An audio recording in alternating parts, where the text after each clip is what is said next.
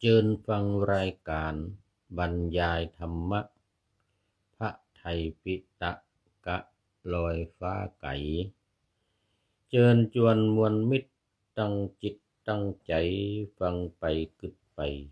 ชื่นใจม่วนเล่นเบิกบานสานสุขสนุกตื่นเต้นตามวรรคตามเวรเป่าห้องพระสูตรอภิธรรมวินัยพ้องตามเรื่องเกี่ยวข้องในธรรมวิทยุ96อุปถัมภ์โดยพระธาตุคำโดยสุเทพเจ้าพระธรรมเสนาบดีผ่านเผ่าเจ้าอาวาสเอาธุระสนับสนุนมอบทุนวัดพระธาตุดอยสุเทพบำรุงก็ครูวันลบนามวงพรหมจุงจักนำอำนวยการบันเจิดจ้าพระมหาประสิทธิ์เป็นหัวหน้าสถานีราเคร่งครัดอาตมาพระครูปริยัติยานุศาสตร์ผู้บรรยายนำเอาธรรมะมาแผ่ขยายฟังตามสบายต่อไปเนอเจ้าต่อไปเนอเจ้าขอถวายความนอบน้อมแด่พระรัตนตรัยมีพระพุทธเจ้าเป็นต้นขอถวายความเคารพพระมหาเถระพระเถรานุเถระเจ้าคณะพระสังฆาธิการทั่วโลกมีพระเดชพระคุณพระธรรมเสนาบดีเจ้าคณะภาค7วัดพระธาตุดอยสุเทพและพระเดชพระคุณหลวงพ่อพระครูสิริญาณวิเทศหรือหลวงพ่ออาจารย์หลวงพ่อพระมหานวลนี่วัดพุทธารามเฮลซิงกิประเทศฟินแลนด์เป็นต้นและขออำนวยพรแด่ท่านผู้ฟังท่านผู้ชมสาธุชนพุทธบริษัททั้งหลายวันนี้รายการพระไตรปิฎกลอยฟ้าก็ลอยมาจากวัดพุทธารามเฮลซิงกิประเทศฟินแลนด์เหมือนเดิม เพราะว่าขณะนี้กำลังพักพาอาศัยอยู่ที่วัดพุทธารามเมืองเฮลซิงกิประเทศฟินแลนด์มาหลายวันตั้งแต่วันจันทร์มาถึงวันนี้ก็วันศุกร์และจะเดินทางกลับไปวัดโพศูนย์ปฏิบัติธรรมวัดพระธาตุดอยสุเทพบนเกาะไอกาน่าเมืองทานลินประเทศเอสโตเนียเพราะว่ามาได้จิต5 วันแล้วสัตตาหะมาเมื่อวันจันทร์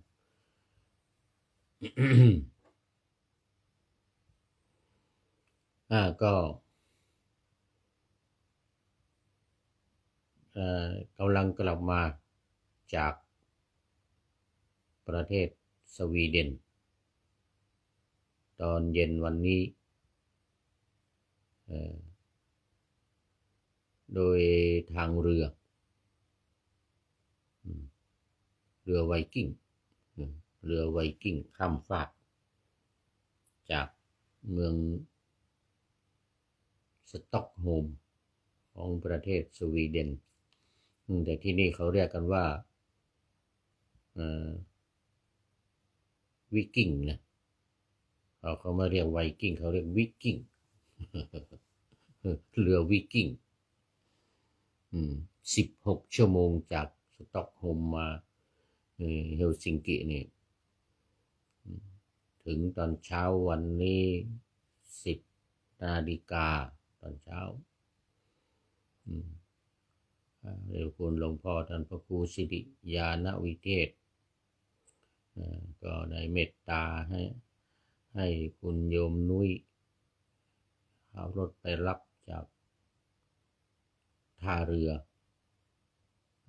จากท่าเรือมาเมืองเฮลซิงกิมาวัดมาฉันเพลพอดีมีคุณโยมโยมแอลโยมเอแล้วก็ญาติโยมจากประเทศมาเลเซียอีกหลายท่านมาทำบุญวันนี้ถวายภัตตาหารเพลถวายภัตตาหารเพลเรียบร้อยแล้วตอนบ่ายวันนี้ก็เลยพักผ่อนนอนหลับเนื่องจากว่าอาศัยเรือวิกิ้งเนี่ยนะไวกิ้งมาเนี่ยตอนกลางคืนหลับตื่นนอนไม่ค่อยหลับตอนแรกก็จัดรายการเนี่ยมันไม่มีเสียงไม่มีก็เลยเข้าไปนอนพักผ่อนประมาณ2 ชั่วโมงไม่หลับตื่นขึ้นมาก็ทำรายการอีกทดลองเสียงดูมีเสียงขึ้นมาแต่พอจัดรายการจริงๆเสียงไม่มีอีกอินเทอร์เน็ตมันไม่ค่อยเสถียรบนเรือนี่นะปรากฏว่าเสียงไม่มีผู้ชมคอมเมนต์เข้ามาว่าเสียงบะมีครับผมเลยนะเลยหยุดอีกเสร็จแล้วก็หลับพักผ่อนนอนหลับอีกจะมาหลับได้ก็น่าจะเกือบตี 4นะตี 3เกือบตี 4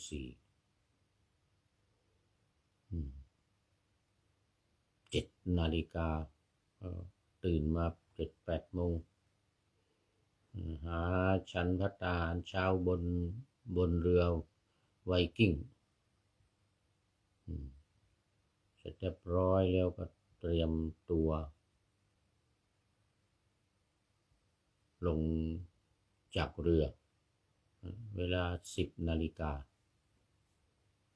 10 นาฬิกาลงจากเรือ16 ชั่วโมง ก็เลยตอนบ่ายวันนี้ก็เลยพักผ่อนนอนหลับได้ 3-4 ชั่วโมงเข้าท่าเหมือนกัน3-4 ชั่วโมง 5 ชั่วโมงนี่นะเสร็จแล้วก็ทำวัดเย็นตื่นมา6 โมงเย็น5 โมงกว่า6 โมงก็ไปทำวัดสวดมนต์กับพระเดชพระคุณหลวงพ่อพร้อมกับท่านอาจารย์สมชายท่านณรงค์พระธรรมทูตไทยที่อยู่ประจำวัดพุทธารามนี่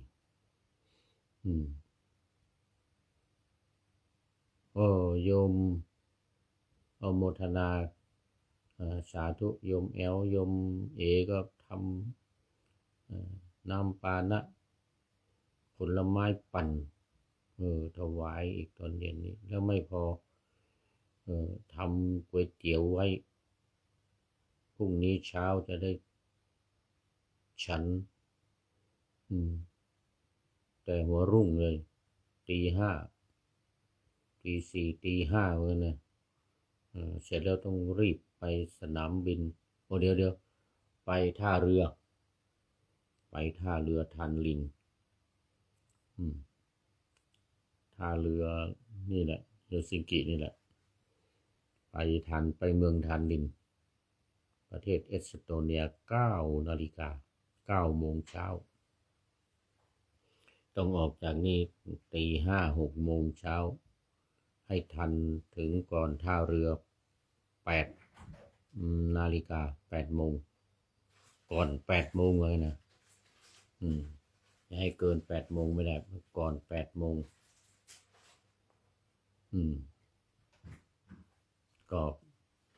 จะได้เดินทางไปกลับเมืองทานลินประเทศเอสโตเนียในตอนบ่ายถึงตอนเช้านี่แหละ9 10 11 9 10 1111 โมงก็ถึงแล้วไปชั้นเพลที่ทานลินพอดีเลยไปชั้นเพลที่เมืองทานลิน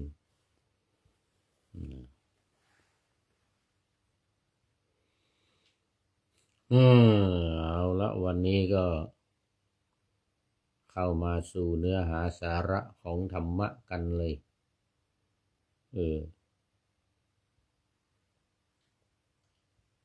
ปะหน้าธรรมาสวันนี้เป็นข้าวห้ำบทประพันธ์เก่าๆสมัยนมนานมาแล้วหลายปีสมัยก่อนโน้นนี่จัดรายการพระไตรปิฎกลอยฟ้าเป็นภาษาล้านนาเมื่อสัก10 ปีก่อนตรงหน้ามานี่นะมาจัดเป็นเปลี่ยนเป็นภาษาไทยนี่ก็ราวๆ7-8 ปี9 ปีมานี่นะเนื่องจากว่าก็มีเดินทางออกต่างประเทศออกต่างประเทศทำรายการออกต่างประเทศตั้งแต่ไปประเทศลาวไปเวียดนามไปลาวไปเวียดนามสมัยนั้นเนี่ยไปบังคลาเทศอะไรอีกเนี่ยที่ใกล้ๆอินเดียเนี่ยภูฏานเมืองภูฏานนี่นะบ้างในปาลบ้างอินเดียบ้างนี่นะแฟนคลับทั้งหลายก็บอกว่าขอพูดเป็นภาษากลางเป็นภาษาไทยเนื่องจากว่าคนฟังเนี่ยฟังภาษาล้านนากันไม่ค่อยออกเพราะว่ามันมีไม่เฉพาะคนล้านนาเท่านั้นนะก็เลยเป็นอย่างนั้นก็เลยเปลี่ยนเป็นภาษาล้านนาเดี๋ยวเปลี่ยนจากภาษาล้านนาเป็นภาษาไทยกลางแล้วก็สมัยไปอยู่ประเทศอังกฤษประเทศไอร์แลนด์นี่ก็ทำเป็นภาษาอังกฤษอยู่ระยะหนึ่งภาษาไทยหรือภาษาอังกฤษด้วย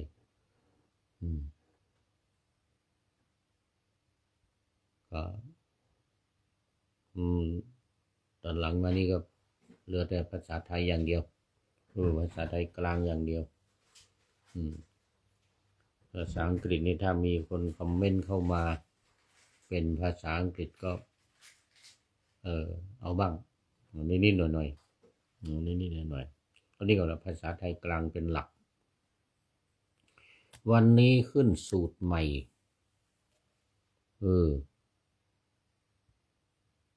วรรคใหม่ด้วยวรรคใหม่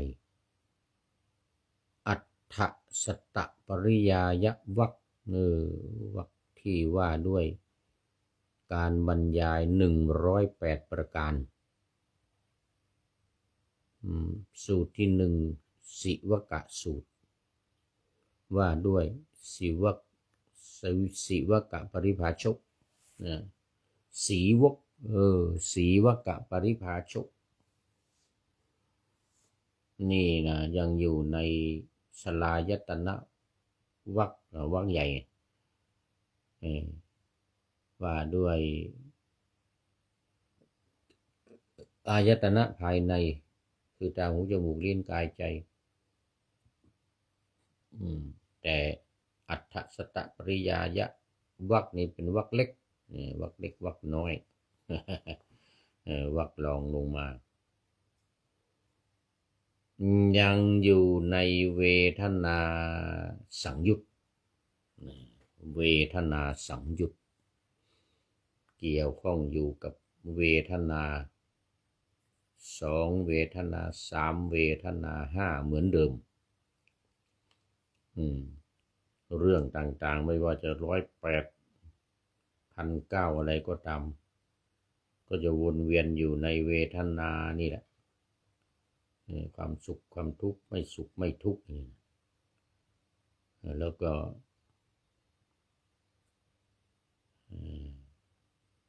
อายตนะภายในตาหูจมูกลิ้นกายใจและอายตนะภายนอกรูปเสียงกลิ่นรส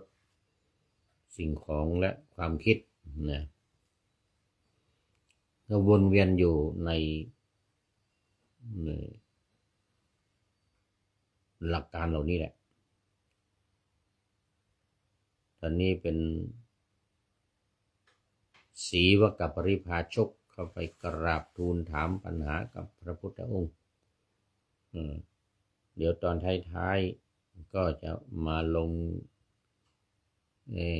อายตนะภายในนี่แหละแล้วก็มาลง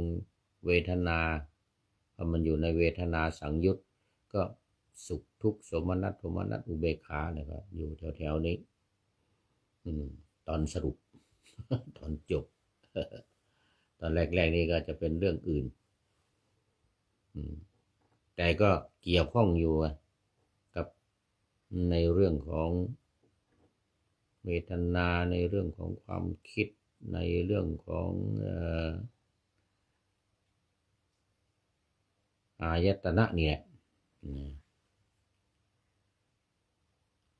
อย่างวันนี้สีวกปริภาชกสมัยหนึ่งพระผู้มีพระภาคก็ประทับอยู่ที่เวฬุวันอันนี้เราทราบกันดีเมืองเวฬุวันกรุงราชคฤห์สถานที่ให้เหยื่อกระแตที่พระเจ้าแผ่นดินรอดชีวิตพระเจ้าพิมพิสารนี่นะรอดชีวิตจากงูฉกนี่นะโดยมีกระแตเนี่ยมาเคาะที่หูนะมาเคาะที่หูป๊อกป๊อกป๊อกตื่นขึ้นมาเอางู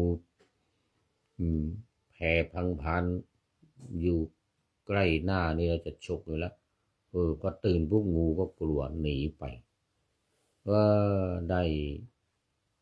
บุญคุณของกระแตก็เลยให้อภัยแก่สัตว์ทั้งหลายเนื้อทั้งหลายสัตว์ทั้งหลายในวัดเวฬุวันเนี่ยในพระราชอุทยานเวฬุวันพระราชอุทยานในสวนไม้ไผ่เนี่ยให้อภัยแก่สัตว์ทั้งหลายมีกระแตเป็นต้นแล้วก็ให้อาหารแก่กระแตนี่เป็นประจำครั้งนั้นก็มีปริภาชกคนหนึ่งชื่อโมริยะศรีวกะปริภาชกนี้ก็เป็นนักบวชของศาสนาพราหมณ์สมัยนั้นของลัทธิหนึ่งอยู่ในเครือข่ายของศาสนาพราหมณ์แหละคำว่าศรีวกะเนี่ยมันเป็นชื่อตัวส่วนโมริยะเป็นชื่อเล่นเพราะชอบไว้ผมจุก เขาเรียกโมริยะเมารีนะเมาริยะเนี่ยสมัยก่อนมีราชวงศ์เมาริยะอยู่ที่เมืองปาตาลีบุตรรัฐพิหารปัจจุบันนี่นะมีราชวงศ์เมาริยะคือแปลว่ามวยผมโมริยะบางทีก็ออกเสียงเป็นเมาตอนนี้ขอต้อนรับ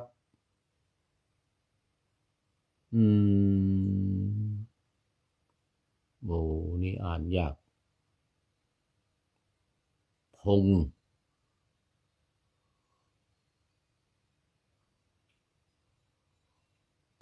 พนัทน่าจะเป็นพงพนัทนะพงพนท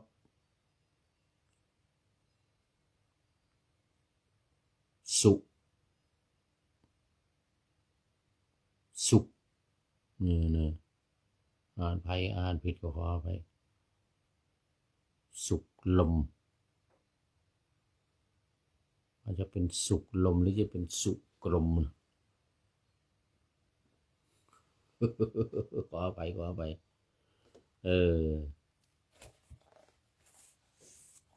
พงประนดนะอักษรโรมันนี่มันอ่านยากพงประนดสุกน่าจะเป็นสุกลมสุกลมนี่มันจะไม่มี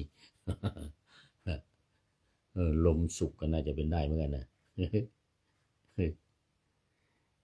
โมทนาเป็นอย่างยิ่งเป็น FC ใหม่วันนี้เป็น FC ใหม่แล้วจะได้มาดูโปรไฟล์ก่อนเนอะต้องดูโปรไฟล์ก่อนว่าเป็นใครจากไหนมาเป็นผู้ใดมาเนี่ยโมทนาเป็นอย่างยิ่งเนื่องว่าไม่มีใครแล้วตอนนี้มัน4เมืองไทยก็ตี 2แล้ว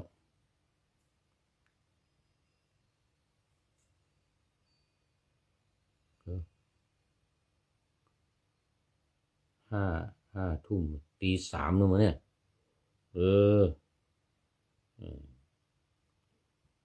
ตี 3แล้วสาธุมีเพื่อนแล้วทีเนี้ยไม่ง่วงละไม่ง่วงเหงาหาวนอนละ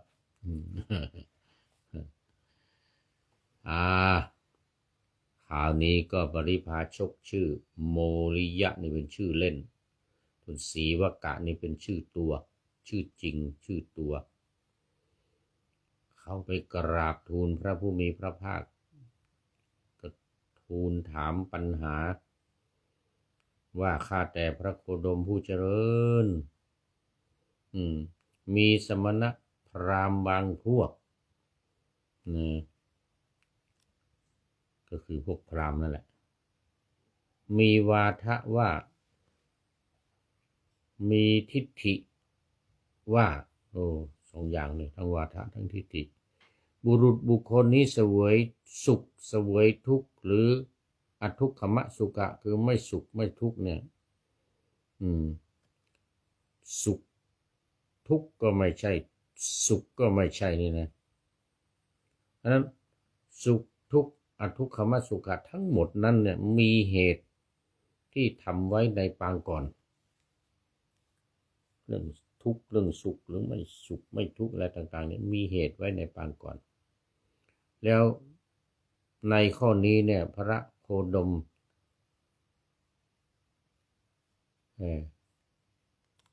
ตรัสไว้อย่างไรนะพระพุทธเจ้าก็เลยตอบว่าศรีวกะเวทนาบางอย่างมีดีเป็นสมุฏฐานเกิดขึ้น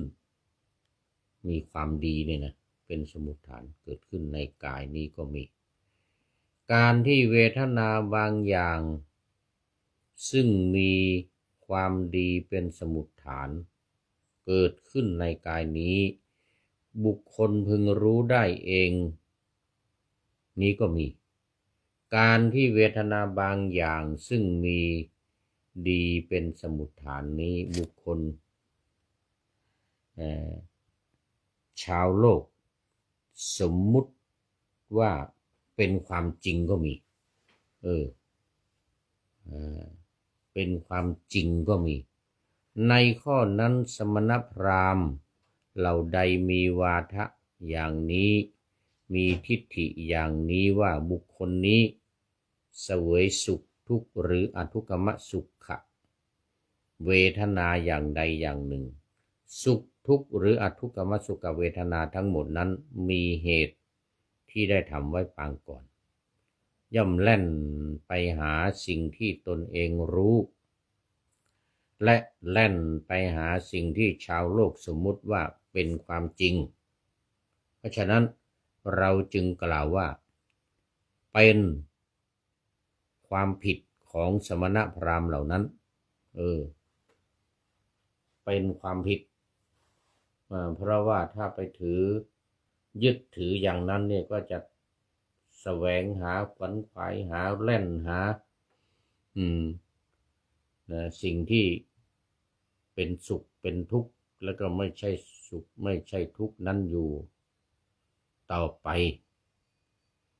จะแสวงหาอยู่ต่อไปโลดแล่นไปหาสิ่งเหล่านั้นอยู่ต่อไปจึงถือว่าเป็นความผิดเพราะให้นั้นเพราะอะไรคือเมื่อบุคคลมีความเห็นในสิ่งว่าสุขทุกข์โสมนัสโทมนัสอุเบกขาเหล่านั้นเนี่ยเป็นมีเหตุไว้ก่อนก็มีเสลดเป็นสมุฏฐานมีลมเป็นสมุฏฐานมีดีเสลดนี่ก็หมายถึงเสลดที่อยู่ภายในเราเนี่ยนะคีเทอร์เนี่ยนะและลมรวมกันเป็นสมุฏฐานเกิดจากการเปลี่ยนฤดูเกิดจากการบริหารกายไม่สม่ำเสมอเกิดจากการถูกทำร้ายเวทนาบางอย่างก็เกิดจากผลกรรมเกิดขึ้นในกายก็มีการที่เวทนาบางอย่างซึ่งเกิดขึ้นจากผลกรรมเกิดขึ้นในกายของบุคคลพึงรู้ได้เองก็มีการที่เวทนาบางอย่างที่เกิดขึ้นเป็นผลกรรมเกิดขึ้นในกายนี้ชาวโลกสมมุติว่าเป็นความจริงก็มีในข้อนั้นสมณพราหมณ์เหล่าใดมีวาทะอย่างนี้มีทิฏฐิหรือความสุขความทุกข์ทั้งหมดนั้นเสวยอยู่เสวยทุกข์เสวยสุขทั้งหลายเหล่านั้นมีเหตุที่ได้ทำไว้ปางก่อนก็ย่อมจะแล่นไปหาสิ่งที่ตนเองรู้และแล่นไปหาสิ่งที่ชาวโลกสมมุติว่าเป็นความจริงเพราะฉะนั้นเราจึงกล่าวว่าเป็นความผิดของสมณะและพราหมณ์เหล่านั้นเมื่อพระผู้มีพระภาคตรัสอย่างนี้แล้วปริภาชกชื่อว่าโมริยะได้กราบทูลพระผู้มีพระภาคว่าข้าแต่พระโคดมผู้เจริญภาษิตของพระองค์นั้นชัดเจนไพเราะยิ่งนักนะข้าพระองค์ขอถึงพระรัตนตรัยว่าเป็นที่พึ่งตลอดชีวิตขอท่านพระโคดมจงทรงจำข้าพระองค์ว่าเป็นอุบาสกไปจนตลอดชีวิตเถิดศรีวกะนี่พอได้รับฟังพุทธองค์ทรงอธิบายว่ามันเป็นความผิดของสมณพราหมณ์ทั้งหลายนะที่มัวยึดหลงติดอยู่กับสิ่งเหล่านี้ ก็แล่นหาก็ย่อมที่จะแล่นไปแล่นไปหาสิ่งเหล่านี้อยู่เสมอนะคุณโยมพงษ์เนี่ยคุณโยมพงษ์ประนตโยมพงษ์ประนตเนี่ยก็แสวงหาก็เกิดความทุกข์บ้างสุขบ้าง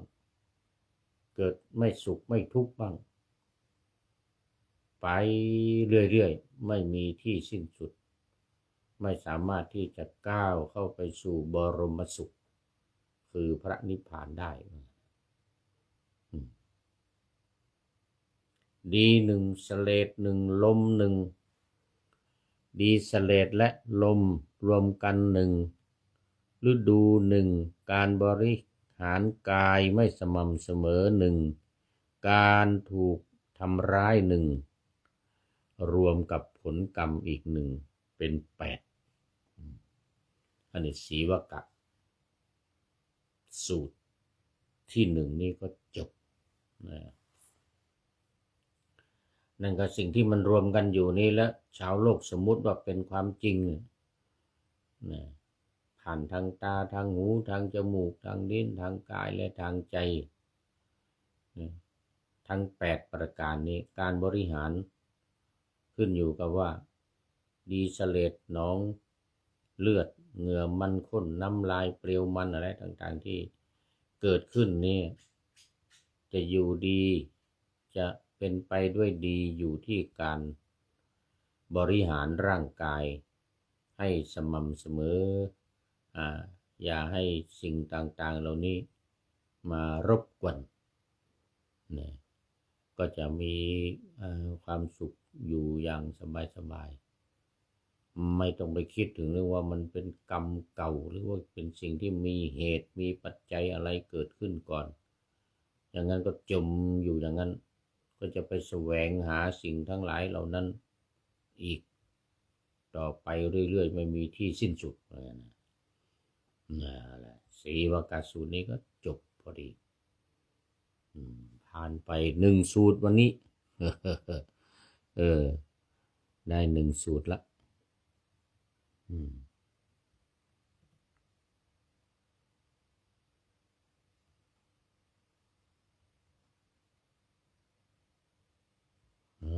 ละไป1สูตรต่อไปเป็นสูตรที่2อัฏฐสตสูตรว่าด้วยเวทนา108ประการเมื่อกี้ยังไม่ถึงเลยเนี่ยมาในข้อที่270ยังอยู่ในหน้าที่302นะ302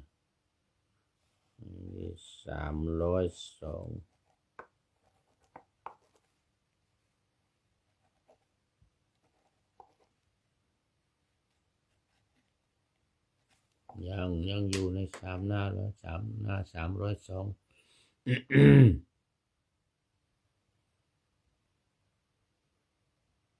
มาดูพุทธองค์ตรัสกับภิกษุทั้งหลายว่าเราจักแสดงธรรมบรรยายซึ่งมีบรรยายถึง108แก่พวกเธอทั้งหลายจงฟังนี่เป็นสูตรที่2นะภิกษุทั้งหลายธรรมบรรยายซึ่งมีบรรยายถึง108ประการคือเรากล่าวเวทนา2ประการไว้โดยบรรยายก็มีกล่าวเวทนา3ประการไว้โดยบรรยายก็มีและเวทนา5ไว้โดยบรรยายก็มีกล่าวเวทนา6ประการไว้โดยบรรยายก็มีกล่าวเวทนา18ประการไว้โดยบรรยายก็มีกล่าวเวทนา36ประการไว้โดยบรรยายก็มีกล่าวเวทนา108ประการไว้โดยบรรยายก็มีเวทนา2ประการอะไรบ้างอันนี้ที่เราทราบกันดีก็คือสุขกับทุกข์ แต่ว่าจะเป็นสุขทางกายทุกข์ก็เป็นทุกข์ทางกายหนึ่งเวทนาทางกายเรานี้เราเรียกว่าเวทนาสองประการคือสุขก็สุขทางกายทุกข์ก็ทุกข์ทางกายเป็นเวทนาสองส่วนเวทนาสามคืออะไรสุขเวทนาอทุกขมสุขเวทนาเราเรียกว่าเวทนาสามก็คือสุขหนึ่งแล้วก็ไม่ทุกข์หนึ่งไม่สุขหนึ่งเป็นสามอันนี้เรียกว่าเวทนาสามเวทนาห้าเป็นอะไรบ้างหนึ่งสุขินทรีย์อินทรีย์คือความสุขทุกขินทรีย์อินทรีย์คือความทุกข์คือความเป็นใหญ่ในร่างกายของเรานี้คือทุกขเวทนาโสมนัสสินทรีย์คือความสุขทางใจโทมนัสสินทรีย์คือความเป็นใหญ่ในว่าความสุขที่เกิดขึ้นทางใจและห้าความทุกข์เนี่ยตัวความทุกข์ที่เกิดขึ้นทางใจห้าอุเปกขินทรีย์คืออินทรีย์หรือความเป็นใหญ่ในความวางเฉยเป็นกลางเรียกอุเบกขาอันนี้คือเวทนาห้าสรุปแล้วก็มีว่าเวทนาสามจะมีสุขทุกข์แล้วก็ไม่สุขไม่ทุกข์อันนี้คือเวทนาสามส่วนเวทนาห้าคือสุขทางกายทุกข์ทางกายแล้วก็สุขทางใจทุกข์ทางใจห้าคืออุเบกขาคือวางตัวเป็นกลางไม่สุขไม่ทุกข์นี่ก็เป็นเวทนาห้าเราเรียกว่าเวทนาห้าส่วนเวทนาหกคืออะไรบ้างหนึ่งเวทนาที่เกิดจากสุขจักขุสัมผัสสองโสตสัมผัสสามฆานะสัมผัสสี่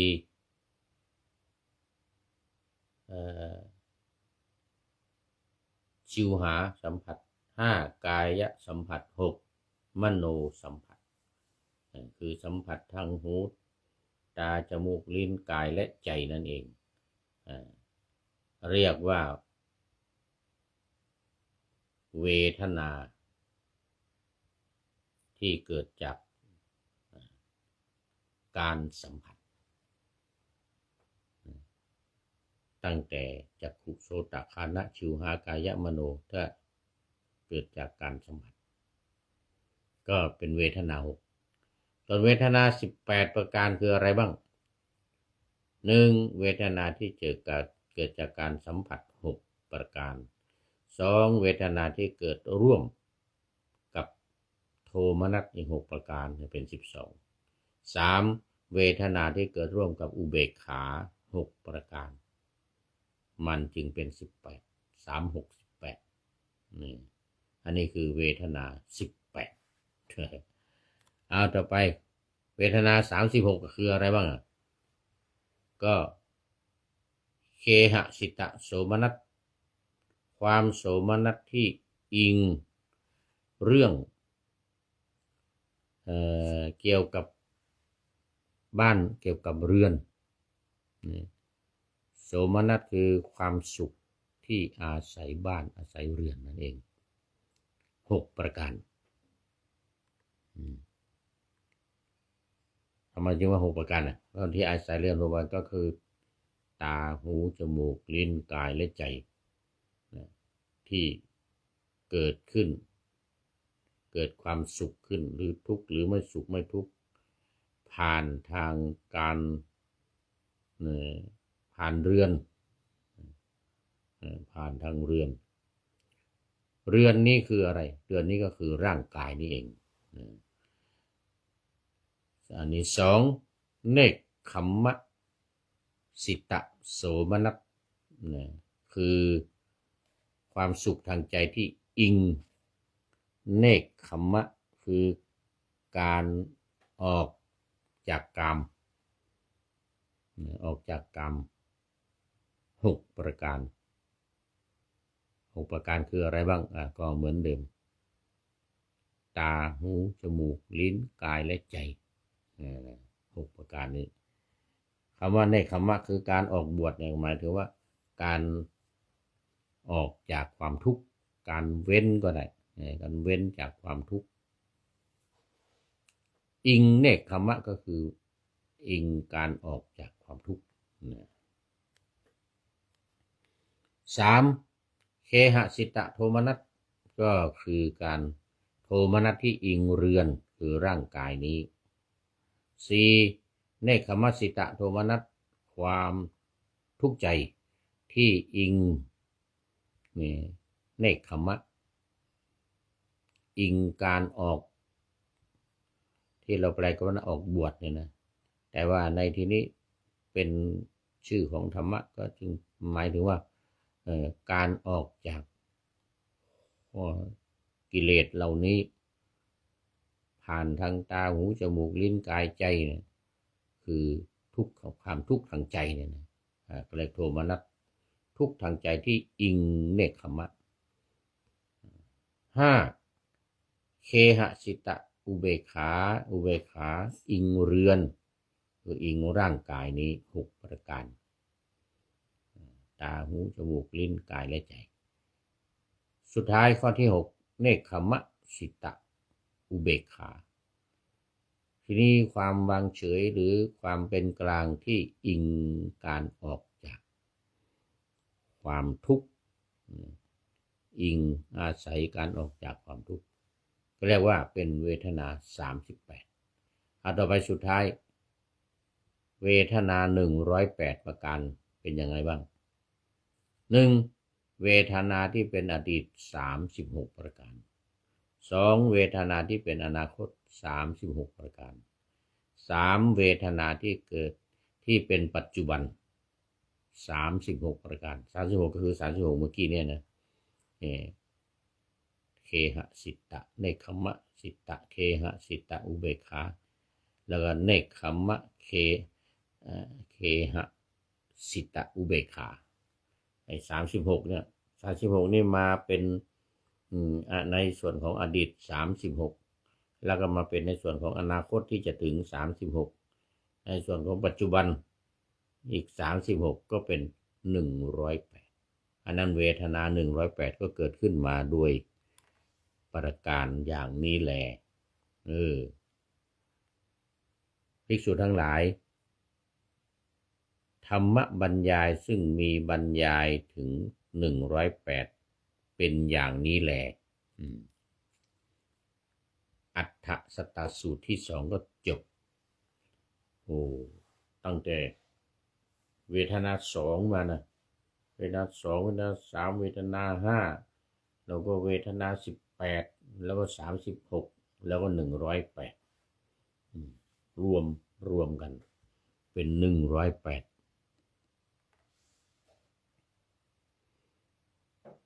ทีนี้ยังพอมีเวลาอีกนิดอัญญตระภิกขุสูตรเอาให้มันได้3สูตรวันนี้อัฏฐสตะสูตรตอนนี้มันดึก FC ก็ยังมีคนเดียวก็มาดูง่วงเหงาหน่อยเอาไม่เป็นไรอัญญตระภิกขุสูตรว่าด้วยภิกษุรูปหนึ่งเข้าไปเฝ้าพระผู้มีพระภาคอย่างว่านะกราบทูลว่าข้าแต่พระองค์ผู้เจริญเวทนามีเท่าไรความเกิดแห่งเวทนาเป็นอย่างไรปฏิปทาที่ให้ถึงความเกิดเวทนาเป็นอย่างไรความดับแห่งเวทนาเป็นอย่างไรแล้วก็ปฏิปทาที่จะให้ถึงความดับแห่งเวทนาเนี่ยเป็นอย่างไรและอะไรเป็นคุณแห่งเวทนานี่พระพุทธภาค พระพุทธเจ้าก็ตรัสตอบว่าภิกษุทั้งหลายเวทนามี3ประการ3ประการคืออะไรบ้างคือสุขเวทนาความรู้สึกว่าเป็นสุข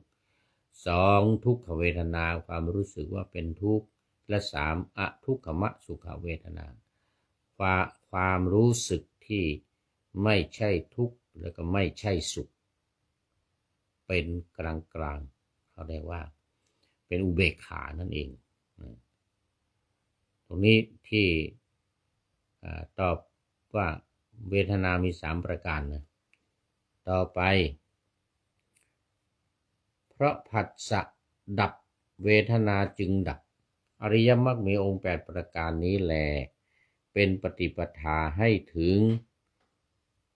ความดับแห่งเวทนาที่ถามว่าอะไรเป็นทำให้สาเหตุให้ถึงกับความดับแห่งเวทนาธรรมที่กำจัดฉันทราคะธรรมที่ละฉันทราคะในเวทนานี้เป็นเครื่องสลัดออกจากเวทนาฉันทราคะก็คือความใคร่ด้วย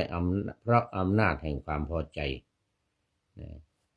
แล้วก็ทำที่ละฉันทราคะในเวทนานี้ได้เป็น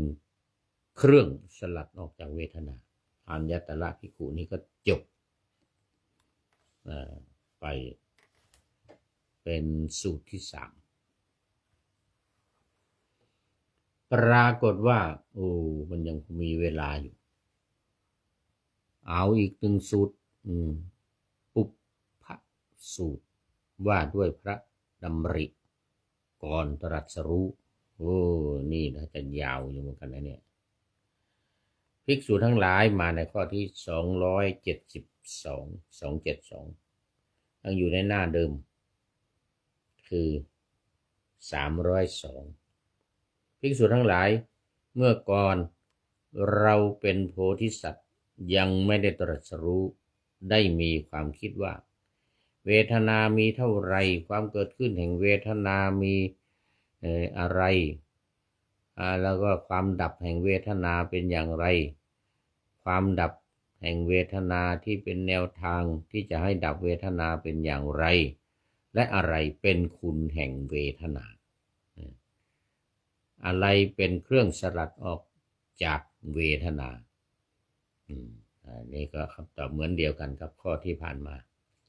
เหล่านั้นก็คิดต่อไปว่าเวทนามี3ประการเนี่ยสุขทุกข์โสมนัสโทมนัสอุเบกขาเพราะผัสสะเกิดเวทนาจึงเกิดตัณหาเป็นปฏิปทาที่ให้ถึงความเกิดแห่งเวทนาแล้วก็ธรรมที่เป็นเครื่องกำจัดฉันทราคะธรรมที่ละฉันทราคะในเวทนาได้นี้เป็นเครื่องสลัดออกจากเวทนาสรุปแล้วก็คือว่าอะไรมันเป็นต้นเหตุที่ทำให้เกิดแล้วก็อะไรเป็นต้นเหตุที่ทำให้ดับ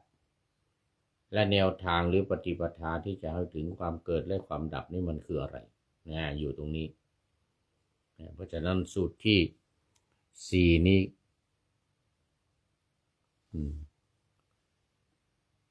ก็จบอีกได้4สูตรต่อไปสูตรที่5ดูไปดูมายังมีเวลาไม่จบไม่หมดญาณสูตรว่าด้วยญาณญาณก็ตัวนี้คือยอผู้หญิงสระอานอเนนหมายถึงความรู้ที่ยังลึกลงไปในสันดานจึงเรียกว่าญาณทีนี้เราบางทีบวกปัญญาเข้ามาปัญญาญาณ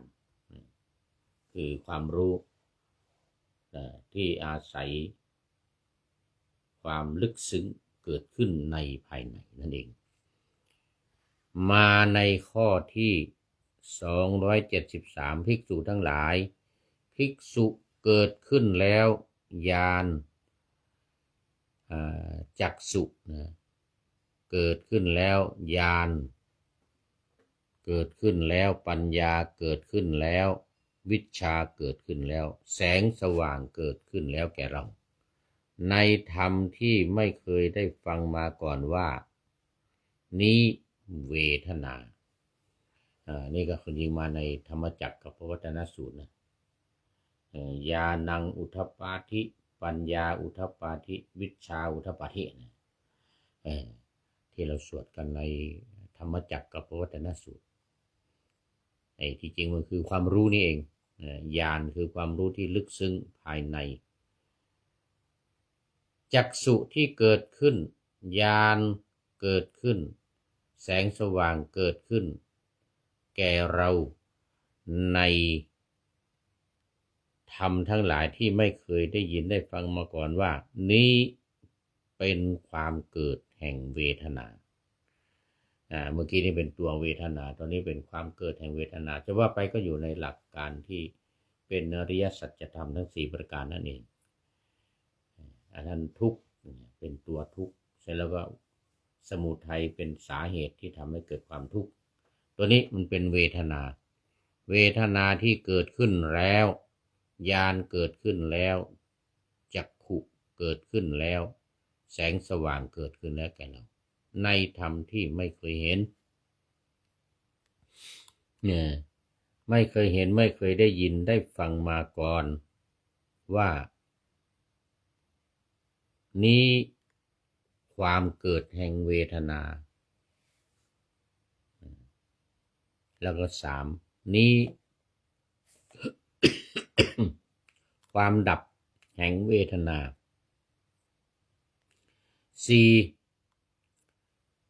ปฏิปทาที่ให้เข้าถึงความดับแห่งเวทนาหมายถึงว่าการละฉันทะราคะนั่นเองภิกษุทั้งหลายในธรรมที่ไม่เคยได้ยินได้ฟังมาก่อนนี้คือคุณแห่งเวทนา2โทษแห่งเวทนาภิกษุทั้งหลายจักษุเกิดขึ้นแล้วญาณเกิดขึ้นแล้วปัญญาเกิดขึ้นแล้ววิชาเกิดขึ้นแล้วแสงสว่างเกิดขึ้นแล้วอาโลโกนะอาโลโกทัปปทิเกิดขึ้นแล้วแก่เราในธรรมที่ไม่เคยได้ยินได้ฟังมาก่อนว่านี้เครื่องสลัดออกจากเวทนาเป็นเครื่องสลัดออกจากเวทนาแล้ววันนี้ญาณสูตรที่5จบได้5สูตรโอ้โหไม่ใช่ธรรมดาได้5สูตรนะวันนี้ญาณสุดท้ายคือญาณสูตรอันนั้นในวรรคนี้มีญาณสูตรแล้วก็ปุพพสูตร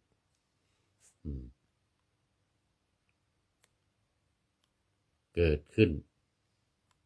พอดีแล้วก็หมดเวลาพอดีหมดเวลาพอดีถึงญาณสูตรว่าด้วยญาณว่าในตามบทที่มาในธรรมจักรกับปวัตตนสูตรว่า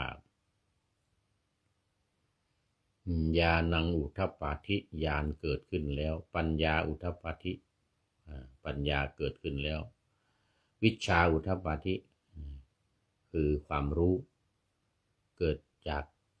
การไม่รู้นั่นแหละคือไม่รู้อริยสัจสี่เพราะวิชชาเกิดก็คือเกิดความรู้ในอริยสัจธรรมทั้ง4ประการ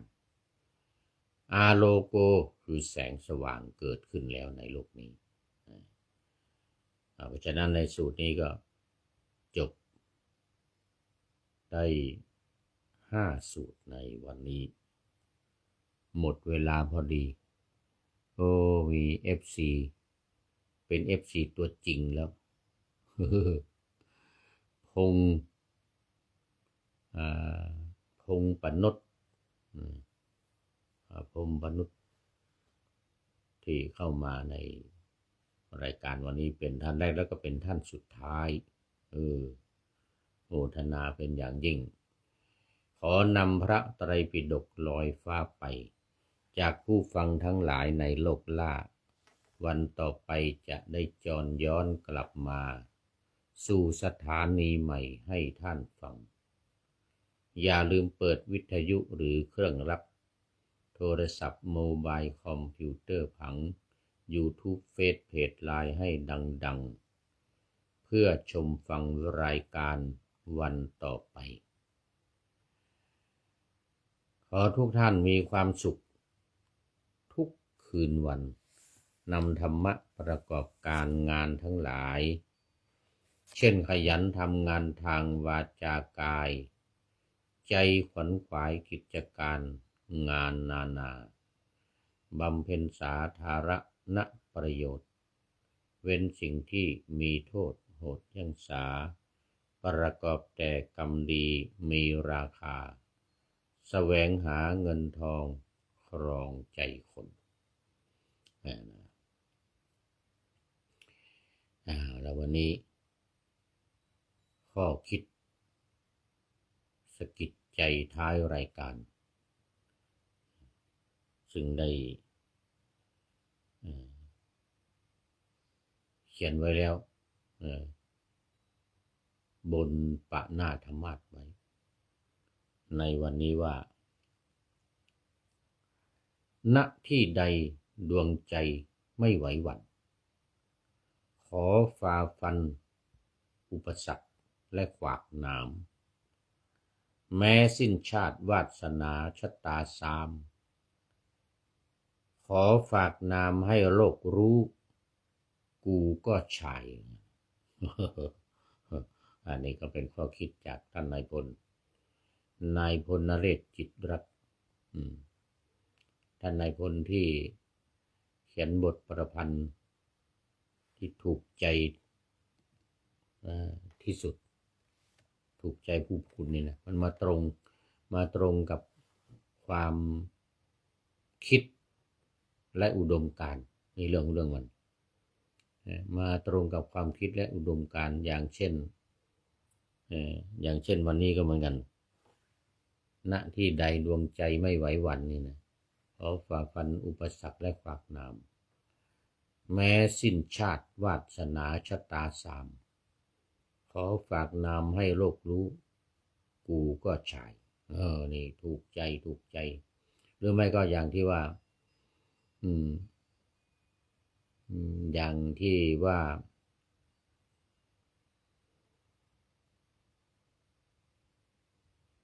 ถ้าไม่เยี่ยมเทียมเท่ากับเขาอื่นจะไม่คืนสู่ถิ่นให้เขาหยันจะไม่คืนสู่ถิ่นเก่าให้เขาหยันแม้จะจมล้มตายวายชีวันขอฝ่าฟันต่อสู้เพื่อกูเองอย่างนี้เป็นต้นนะ ขอฝ่าฟันต่อสู้เพื่อกูเองเอาละอันนี้หมดเวลาจริงๆแล้วทีนี้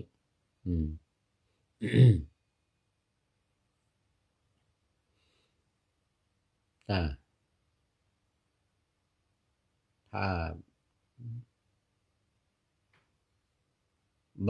บำเพ็ญสาธารณประโยชน์เว้นสิ่งที่มีโทษโหดเหี้ยงสาประกอบแต่กรรมดีมีราคาแสวงหาเงินทองครองใจคนเสียสละพลทรัพย์นับมากน้อยไม่ให้ล้านก็ให้ร้อยไม่ด้อยผลเอื้อคนรวยช่วยคนยากฝากคนจนให้ทุกคนเท่ากันมากตรฐานเดียวขอเจริญพร